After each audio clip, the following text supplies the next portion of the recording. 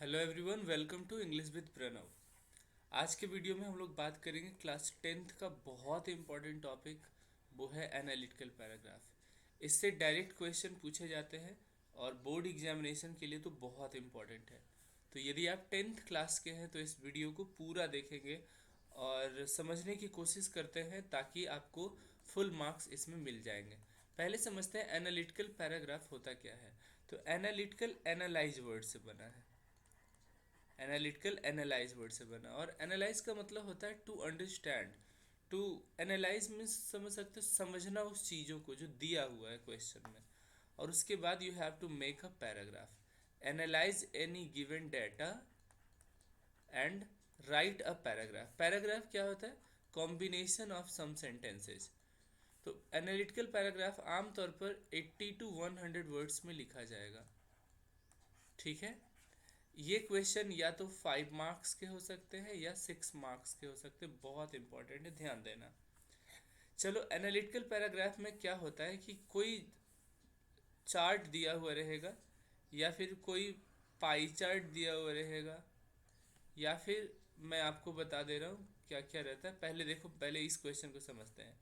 ये ग्राफ दिया हुआ है, जैसे मंथ्स ऑफ 2022 में कितने कोरोना पेशेंट्स हुए थे। तो मान लेते हैं कि अगस्त में नंबर ऑफ कोरोना पेशेंट्स थे 5K। के मीन्स 1000। तो सितंबर में ये डाटा बढ़कर मान लेते हैं हो गया 100K, 100,000 मतलब 1 लाख।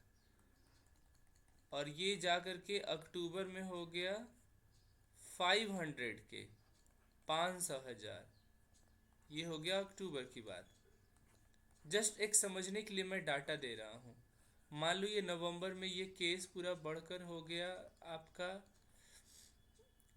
1000K,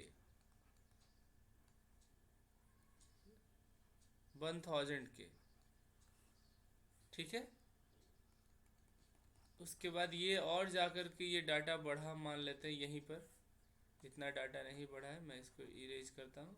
यहाँ तक बढ़ा डाटा, और मान लेता हूँ ये जाकर के बढ़ गया 5000K, 500,000, लगभग 5 लाख। ये हो गया दिसंबर का डाटा। तो आपको यही क्वेश्चन देगा, बोलेगा analyse this data given and write a paragraph.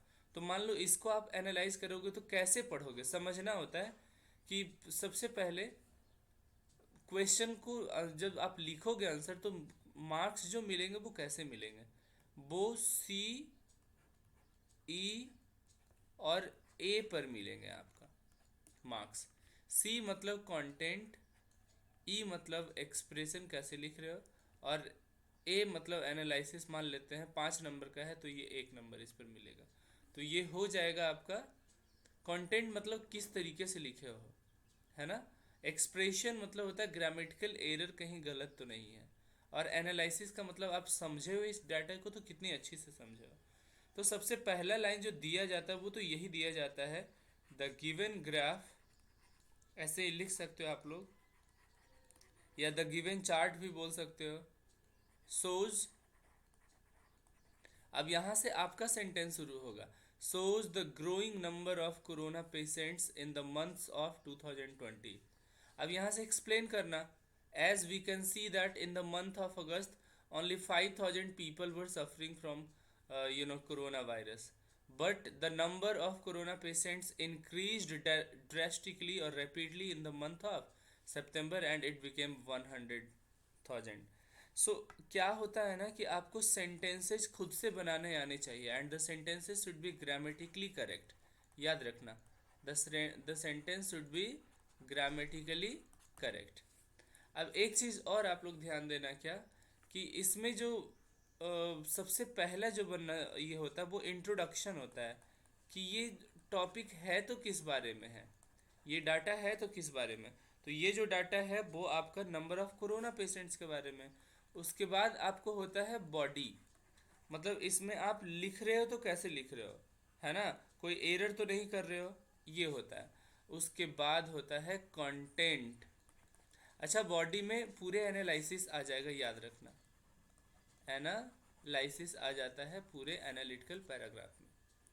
अब चलो एक क्वेश्चन देने की कोशिश करते हैं और आप बनाना। ये क्वेश्चन आपका क्लास वर्क, ये होमवर्क में हो गया, आप बनाइएगा जरूर, ठीक है।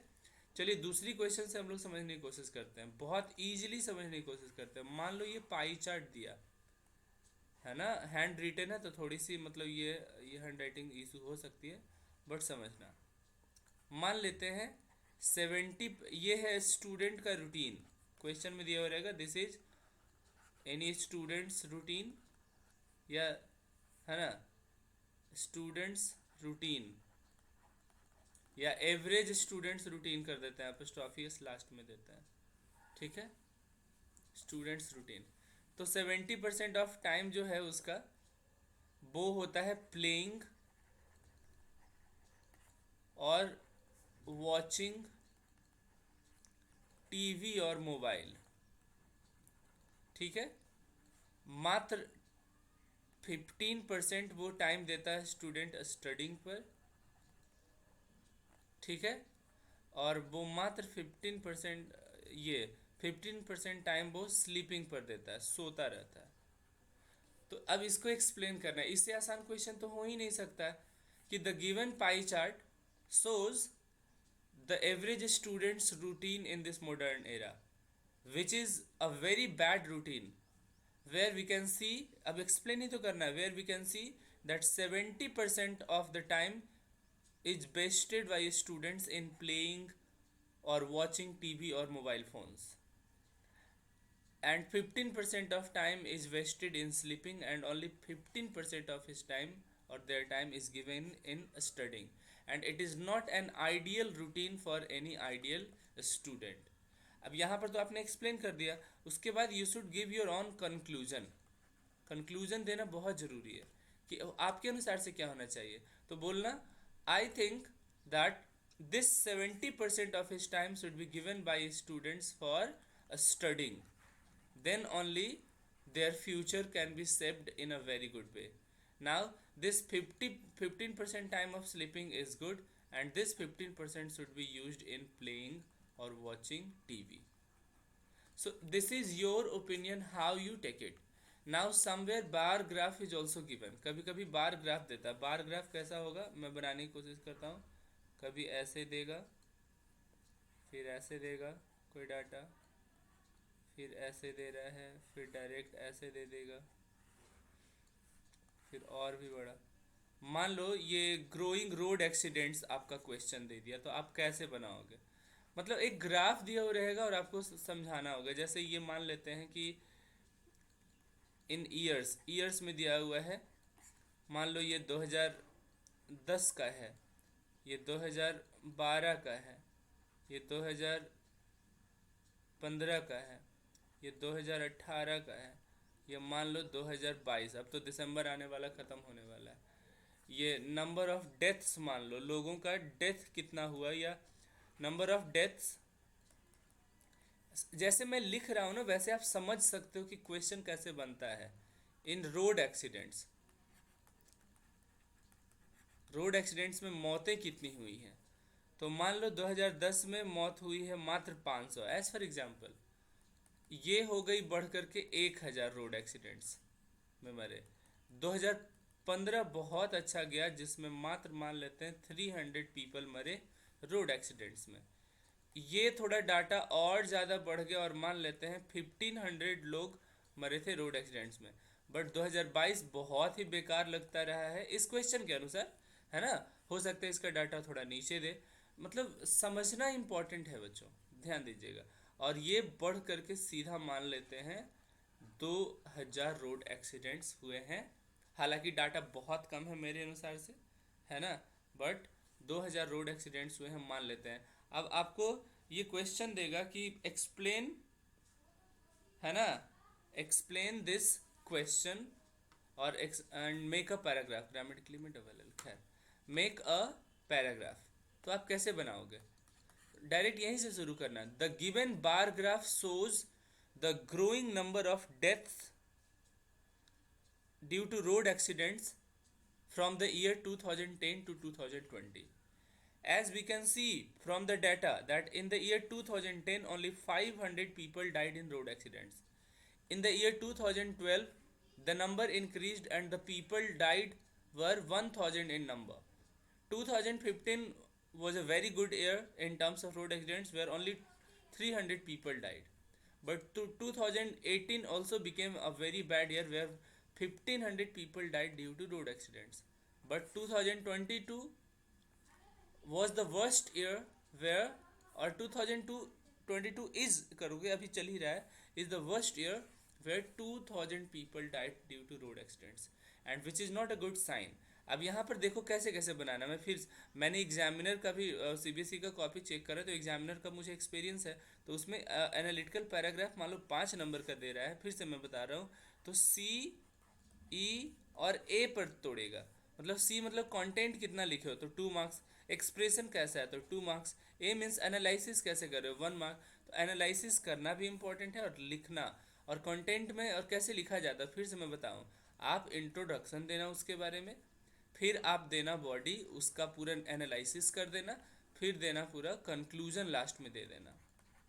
बॉडी और कंटेंट सेम ही होता है बच्चों, है ना, और कंक्लूजन कर देना, ठीक है। तो मुझे लगता है एनालिटिकल पैराग्राफ में एनालाइज करना डाटा को बहुत इंपॉर्टेंट है। And please write a paragraph. एक क्वेश्चन, सर एनालिटिकल पैराग्राफ में कितने पैराग्राफ्स में लिखना होता है, तो मैं बता रहा हूँ मात्र एक पैराग्राफ में पूरे लिखना होगा। तो 80 to 100 वर्ड्स में होता है, तो मैक्सिमम सेंटेंसेस कितने जा सकते हैं, तो मैं बताऊं तो लगभग 10 to 15 सेंटेंसेस, डिपेंडिंग अपॉन कि आप कितने बड़े बड़े सेंटेंसेस लिखते हो या कितना छोटा सेंटेंस लिखते हो, इतने सेंटेंसेस जा सकते हैं। अब बताओ बच्चा, क्या तुम 10 to 12 या 15 सेंटेंसेस खुद से ग्रामेटिकली करेक्ट नहीं लिख सकते हो? तो भाई यदि ग्रामेटिकली करेक्ट तुम नहीं लिख रहे हो तो तुम्हें ग्रामर की ज़रूरत है, ठीक है। बट प्रैक्टिस करना, एनालिटिकल पैराग्राफ बहुत आसान है, मुझे उम्मीद है।